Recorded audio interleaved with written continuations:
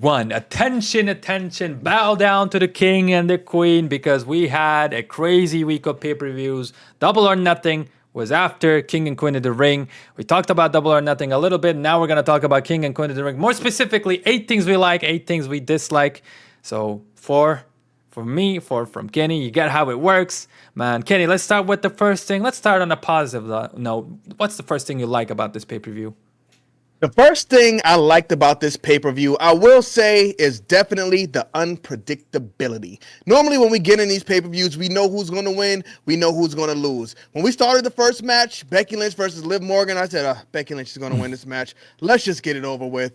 And lo and behold, Liv Morgan won the match. So I love that. And it actually happened again later on in the night. I won't get too deep into it because we got to get this video going, Mr. Valentine. And I need to know what's the first thing you liked about this. Actually, I'm going to go ahead and give you the same point because I like the unpredictability of these matches. Look, the first one, yeah, like you said, a lot of people were waiting for Becky to win this, especially after how Liv just kind of lost in a Battle Royale match. Very unceremoniously, that's a tough word to pronounce, but yeah, I was surprised. Yeah. But after that, we had the Lyra Valkyria match. Since you haven't mentioned it, let me do it myself. Yeah, that was awesome. Like, that finish is a moment that we're gonna remember for a long time, and I think they're gonna put that on highlight reels for a long time as well, as they should. That was really good. So that's the number one thing we like, the unpredictability of all the matches. Even though, yes, I'm not going to say it, actually. Kenny, I'm going to go ahead and ask you for the first negative, or the one thing that you didn't dislike about, did dislike about this pay-per-view. So there was a big positive on the pay-per-view, and you know what? I don't know if you got it, so I won't say it right now. But one thing I did dislike was the fact that Jade and Bianca Belair were on the pre-show. Now I get it. You know, they lost their Queen of the Ring matches, and if they did make the main show, it would have just been putting another match on the main show. But I think if these are two of your main stars, you don't want to put them on the pre-show. You got to have them on the main show somehow, even if it had to spin out with the King of the Queen finals ending early or doing something. I don't know how you did it, but you don't put Bianca and Jade on the main show because I didn't even know that this match was happening until the show already started. So that's the first thing I did not like about it. Yeah, I mean, that's a pretty good reason. These two are like basically the two biggest women's star right now on your roster. So might as well want to let us know that this match is happening because I completely missed it myself as well. So that's a pretty fair point. You know, the first thing you didn't like is that mine.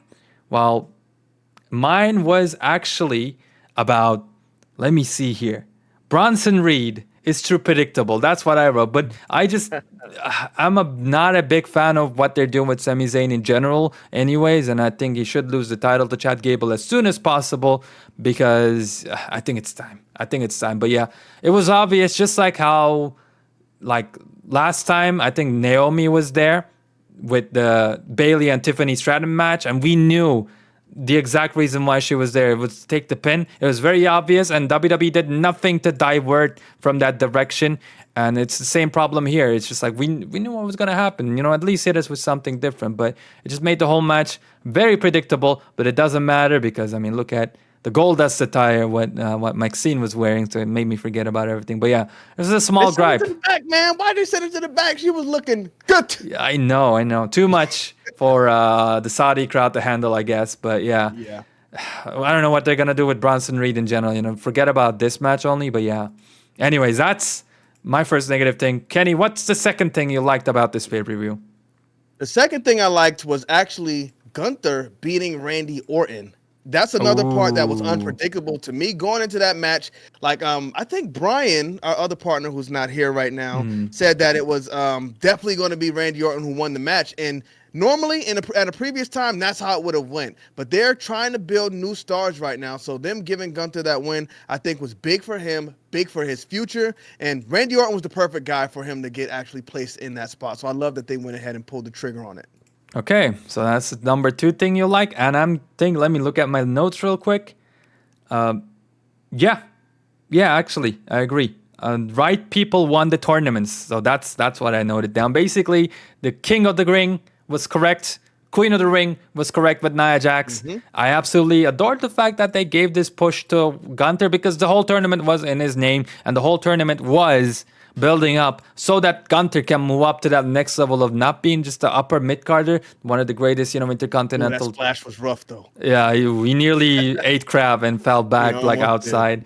But Yeah. yeah, this is something Gunther sorely needed, and it was just surreal looking at him facing off against Randy Orton. It's like I felt like my boy finally made it because I just Yeah. have been watching him ever since the Indies, from his NXT UK days to NXT days to the main roster, and it felt like a long time coming. And I really enjoyed the fact that he won this match. Well, that looks crazy by the Indies. Very good at what he does, man. But yeah, Yeah. I love the Nia Jax finish and the fact that Nia Jax won as well. Because guess what, ladies and gentlemen, it doesn't matter who you put in front of Nia Jax.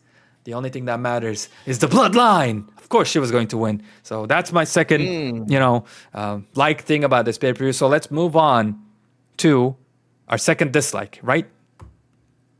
Our second dislike, you're right, but you just said something that triggered something in my brain. Ooh. Nia Jax bloodline. She could join one side. Naomi, she's married in, but she's bloodline too. She could join the other side. We'll talk about that later. Yeah. But the next thing I dislike on this pay-per-view is the fact that Gunther did not win clean. Oh, Now, I don't know if it was a botch or an accident, but I love the fact that he won. I just didn't really like the fact that they tried to cover up with the shoulder was up the whole time. Now Triple H is saying Gunther's a man and he's going to Yes. defend it again against Randy Orton to make sure he's cemented as the winner. So I just wish it was a clean, definitive win. I'm glad they did it. And I don't know if it was an accident or not, but I just wish it was more definitive. Fair enough. And look at this. We're on the official WWE website. And check this out. The Boston Crab, all of a sudden, he wins. No photos of the pin. I wonder why. Do you think it was a botch? It was definitely 100% a botch. But they just are acknowledging it. They're not acting like it doesn't exist, which is the right thing to do. And I'm sure they're Yeah. gonna have their rematch, Gunther versus Randy Orton, someday. But yeah, it was obvious that Gunther needed to win this, and they didn't want to make Randy Orton look too weak. So this was the way they were gonna go with it. But that kind of move. It's not the first time we saw this kind of botch. Like even at the main event of Yeah. WrestleMania with Ronda Rousey and Becky Lynch, a similar thing happened, and that's just one of many examples. By the way, the whole night, this might be my negative. I actually said the same thing as you, Kenny. The fact that Gunther didn't win cleanly. Like I would have wanted them to hit a clothesline or the Final Symphony or one of his many finishers and beat Randy Orton clean. I wouldn't have any problem with that. But I think I'm gonna replace my dislike as this girl right here. You see her with the tablet? The whole night she was holding that yeah. large, huge ass tablet. And I was like, "What are you doing, girl? Like, come on, just watch the show. You're on Enjoy the the front show, row. man. You're on the front row. Just open your eyes." But yeah, You can that's find gonna these be pictures later online. Yeah, exactly, what are you doing? exactly, man. But yeah, mine was the same basically. My second dislike Okay. was, nah, yeah, you should have won more cleanly. But let's get to our third likes then. Kenny, what'd you like again about this pay per view?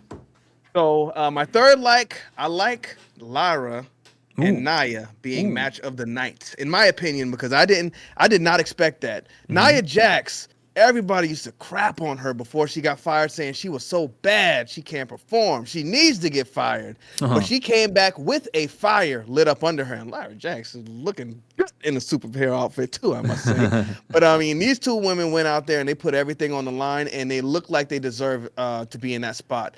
Lyra, she normally comes out as very generic to me, but she actually did look like a star in this match. She probably should wear this all the time. If she's supposed to be a bird with the feathers and stuff coming out, you know what? Wear something like this, because I think this definitely worked for her. Looks and that cooler. finish was just insane. So perfect match. You know what? I'm Yeah. giving this 5 rings, man. Ooh, This was a classic. They went out there and they put on a classic. here's example one. Oh, yeah, we don't see the rest. We don't see the rest. It's They didn't too show the geeks on her. too much for PC or for the YouTube algorithm. Yeah. But there it is. That's a really good pick. I mean, this was to me, it might have been even the match of the night. Just To me, it definitely was. both ladies just outshined all their expectations. So it's another very good pick. I think my number 3 thing that I liked is let's see. Yeah. I guess we talked about the shocking finishes. So I'm gonna Yeah. say the fact that there were just 5 matches instead of 12, yeah, in AEW, and the pay-per-view went on for like 2 hours instead of 4 hours, and it just makes Yeah. the whole like lot of difference in the world. And you can also go ahead and hide so many of your weaknesses and only focus on your strengths and get out of there quickly before we even get bored, like have the chance to get bored. I think AEW should go ahead and what do you call it, also take this and do the same thing. Basically, just take it. My Yeah. English is failing me right now, but you get exactly what you mean, Yeah, what we I know mean. what you mean, kiddo. Yeah, You got it. you guys are smart. But yeah, that's it. Just 5 matches, really cool, really cool. Have 5 matches, 6 matches. I think after 7 it starts to really push it. So Yeah, too much. 6 is fine. 5 is a nice compact show. 6 you can definitely do, but 7, get it out of here. what else do you 12, wanna? what are you doing? Oof, 12 was tough. But yeah, what else do you want to get out of here, man? The number 4 So thing the that you next did. thing I would say, get out of here, is Cody Rhodes versus Logan Paul. I won't say it's the most disliked thing, but what I don't like about it is the fact that it wasn't title for title. Just going in there with it not being title for title, everybody knows who's going to win. Logan Paul is not walking off of this show as a WWE championship, as a WWE champion. And as we stated, one thing I really liked about this was the fact that it was unpredictable. In this match, the main event was the only match that was really super predictable Yeah. because you knew exactly who was going to win this thing. I think either you put the United States Championship on Cody Rhodes or you don't put him in this match at all. Or don't mention it being champion and champion. They teased it and then said, no, you know what? Only your title's on the line. Okay, now we know who's going to win. So it just made this match feel pointless to me. Yeah, agreed. I have the same thing on my notes again. This felt like a house show match. I guess it's another way of calling this pointless.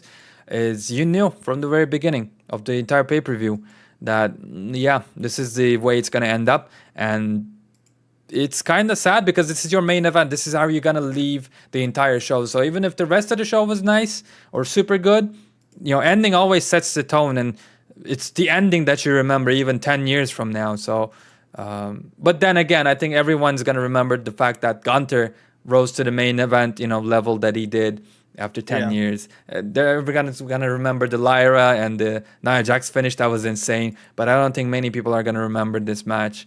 What can you do? I think this was even more unnoteworthy than the Logan Paul and Roman Reigns match. I don't know. While I was watching that match, I actually bit the bullet a couple of times and I Yeah, actually me too. I believed. was like, yo, what are they? This is crazy. Yeah. But man, this is a whole nother video. But Cody Rhodes, we need to do something with Oh. this man right now. Saudi Nightmare. Let's go. Mm-hmm. Cody Raheem Rose. But I guess that's another thing we don't like. Let's go back one more time to the things we like. All right. You want me to go ahead and take it? I can take it. So the last thing I liked about this show is the fact that they gave the King of the Ring some meaning.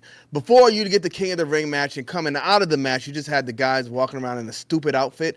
This time, Triple H announced that the winners will be getting a title shot. And I think that's very impactful because usually we get these tournaments and they just don't mean nothing. Yeah. I think Tony Khan saw this and he heard what they were doing. And now he said the winner of the Owen Hart Cup gets a title match as well. So that makes it where you're actually invested in these tournaments and you want to see who wins because you want to see who's next up. Even if they're not going to win the title, you want to see who's getting that storyline. So I think that was a big win. So, I mean, yeah, big win for both companies, especially if Tony Khan took the idea. That's great. Yeah, I actually love that. That makes me really happy. But that was the fourth thing you liked? That was the last thing I liked. Mine, I think I'm going to go with the crowd. I was just really pleasantly Wow, surprised that, like, after France, everyone kind of was like, oh, crap, I got to dust myself off. We got to perform. We got to perform, yeah. Whether it's in, upcoming Germany, UK, whether it's Saudi Arabia or the USA itself, people have been doing a hell of a lot more, chanting "You suck" to Chad Gable, even in Saudi Arabia, and singing Randy Orton's song, and just being much more involved and active, and like you said, Kenny, performing. I just love to see it. Love to see it, especially because go back 5 years ago to the older Saudi Arabia shows where Braun Strowman was winning titles that we only saw once ever in the entirety of the WWE, and we never saw it again. It's a big step up, and I was just, it's nice to just stand back and see, where we've come, because It's nice. It just makes me feel all fuzzy and warm inside. So that's gonna be my number 4 thing that I liked. Is that all? Is that all we We gotta got say? one more that One we did more? not like. You Okay. don't got no more? Well, I'll end it off if you don't have another one. The last thing I hated to see on this show was what we didn't see. Bailey did not Oh my have a God. spot on this I card had at one more all. and that was mine as well. Go ahead, man. Take the ring. How do you have this King Queen of the Ring thing where whoever wins gets to pull a tag team title match and you don't have Bailey on the show? Now, we didn't have Damian Priest either, but I mean, he hasn't put in the work that Bailey has put in. Bailey is supposed to be one of your superstars. So when you go outside of the country, you take Bailey. But Bailey wasn't there. Do y'all know where she was? She was at AEW Double or Nothing. Cheating. So Bailey, you see who loves you. You might be time to make a decision. Exactly. And I was showing Nia Jax on the picture because Bailey basically got eyed up by her. Like backstage, she was basically threatening her and letting her know if she wins that, well, she won. Nia Jax won the Queen of the Ring. I'm coming after you, Bailey. And she's coming after her title. Again, every single video we make, it's crazy, but I can see Bailey going to AEW so easily right now. Lose the title to Nia Jax because she's doing absolutely nothing with it. Bailey is no character, no storyline, no nothing. She's not even appearing on the posters. Nowhere to be seen. WWE doesn't like her. Appearing at AEW more than she is right now in WWE. Like, man, I think it's the writing is on the wall. Actually, I think we got to make a separate video about that actually because I think it's We that do. serious. It really is that Yep, for serious. sure. Yeah, but that's it, man. That was my number 4 as well. But nice, man. The both paper was actually very good. It was a Good shows. nice time to be a wrestling fan. The Great cliche. weekend for wrestling, I'll say Yeah. too.